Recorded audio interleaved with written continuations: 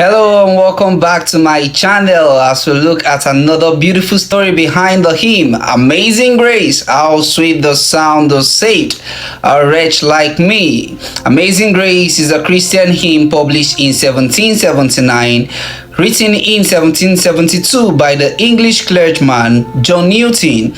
It is an immensely popular hymn used for both religious and secular purpose. The words for the beloved song were born from the heart and mind of experience of the Englishman John Newton. Knowing the story of John Newton's life as a slave trader, the journey he went through before writing the hymn will help us understand the depth of his words and the gratefulness for his God's truly amazing grace. He lived through a rather unfortunate and troubled childhood. His mother passed away when he was just 6 years old. Newton spent years fighting against authority, going so far as trying to desert the Royal Navy in his 20s. Later abandoned by his crew in West Africa, he was forced to be a servant to a slave trader but was eventually rescued.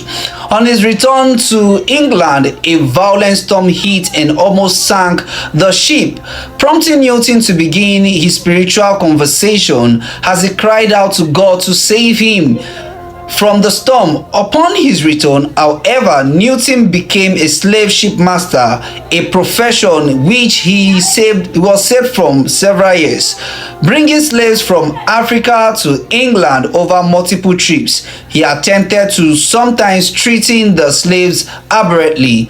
In 1754, after becoming violently ill on the voyage, Newton abandoned the slave trade life and gave his life wholeheartedly to God and to God's service.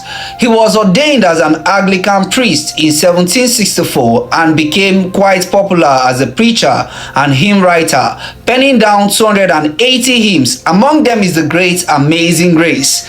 In later years, Newton fought alongside William Wilberforce, leader of the parliamentary campaign to abolish the African slave trade. He described the horror of the slave trade in the tract he wrote supporting the campaign, and lived to see the British pass the Slave Trade Act in 1804. That's a beautiful story behind this hymn. Follow me on more stories behind the hymns. God bless you.